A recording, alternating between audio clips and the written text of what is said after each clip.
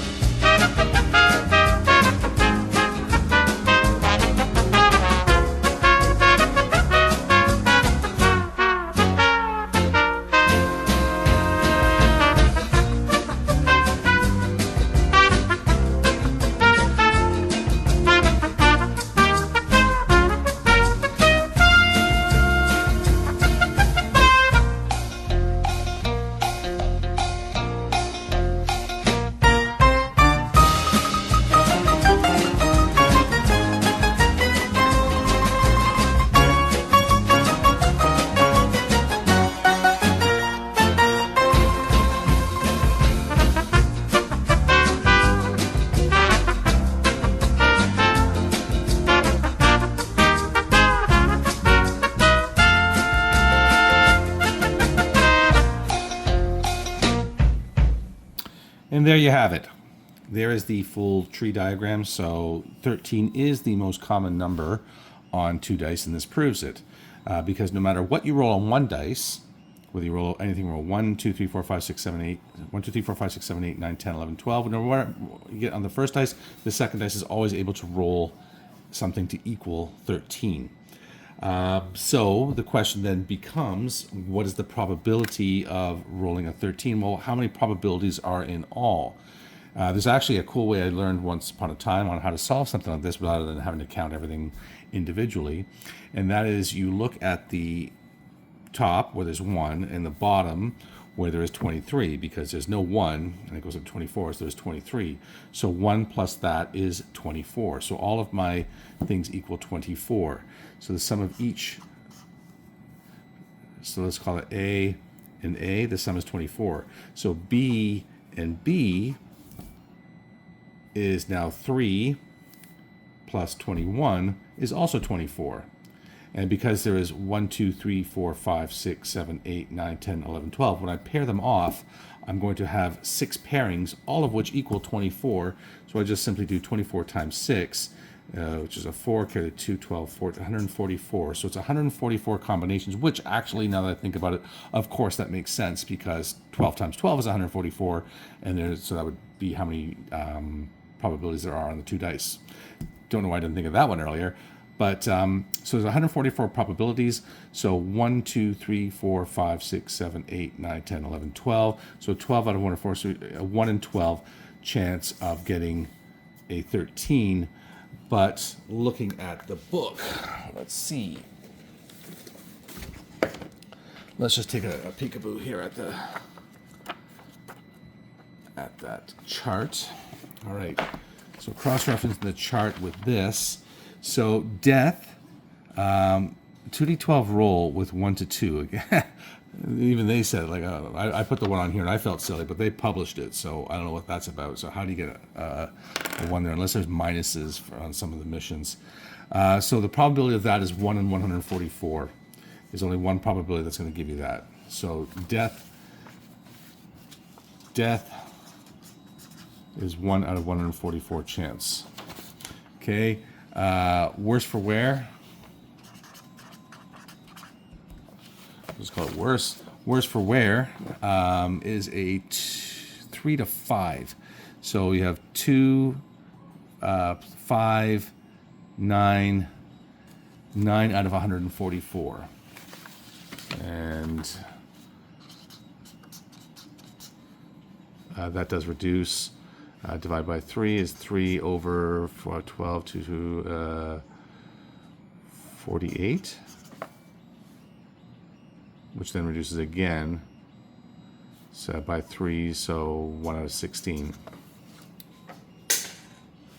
So a 1 in 16 chance of getting worse for wear. It's amazing. It goes from 1 out of 144 to, well, I guess it's 3, 4, and 5. 6 to 11 then. So 6 to 11, so you have 2, 5, 11, 2, 4, 6, 18, so on. So let's just do this way. You have 1, 2, 3, 4, 5, 6, 7, 8, 9, 10, 11, 12. Right? Make it easier for me to add that. So the dead and gone, 6 to 11. So you have 10, 17, 25, 34, 44. 44 out of 144. So dead. 44 out of 144. Make it easy. So 22 over 72. Can still reduce. 11 out of 36. Okay, so it's a dead and gone is 11 out of 36 chance. So almost a 1 in 3. Almost a 1 in 3 chance of dead and gone. And full recovery then, 12 to 17. You have 11, 23. That'd be the opposite. So 23, 34, 44. Losing count here. 11, 10, 9, 8, 7, 6, 5, 4, 3, 2, 1. Okay, so dead and gone. 11, full recovery, 12 to 17. So you have 23, 34, 44, 53, and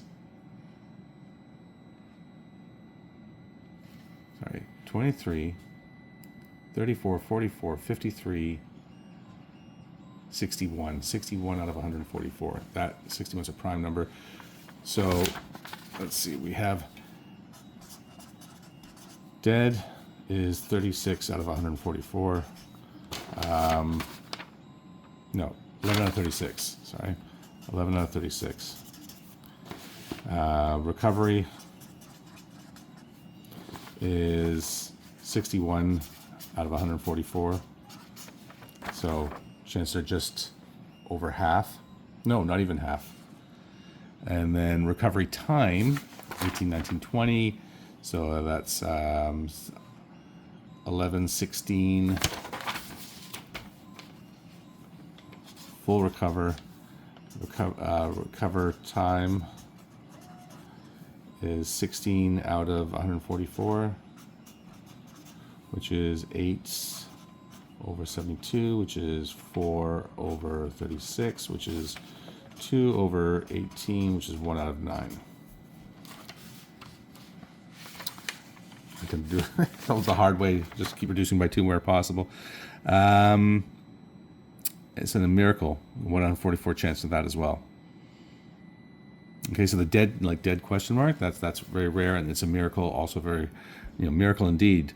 1 in 144 chance. So the chances are about 1 in 3 you're going to die.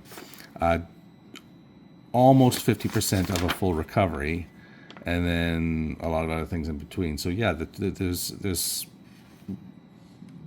going out of action in the game, which isn't difficult to do, as you've seen, is going to lead to big problems. So that's how you would do the probability there. And thank you, Chris, for pointing that out to me, that maybe I should be not shying away from the educational opportunities in the games, because sometimes people are curious, like, well, I wonder what the probability of that is or whatever. Well, that's how you figure it out, right? You just in something like this, it's what we call the bell curve. So the probability, because there is more possible combinations that can make those numbers in the middle, that's what gives it the greater probability. So 13 would be the greatest. And I guess that would hold true of any dice. When you're rolling 2 dice, you look at what is the one dice, the maximum number. So let's say I'm rolling an 8-sided dice, so then 9 would be the greatest on 2 dice, because no matter what I roll on 1 dice, if I roll 8 plus 1, 9, there's going to be more combinations for 9. So whatever the maximum number is, plus 1, that would be your greatest number. And you can bell curve it out to prove it, to find out the probability of all the possible outcomes. Multiply the dice face twice, so there would be 64 probable outcomes with rolling 2 8-sided dice. But yeah, just sort of interesting to see the stats on that. So hopefully enjoyed my problematic ramblings here, problematic ramblings on probability. Until next time, I'm your host, Craig Thompson Wood, saying thanks for coming to the classroom.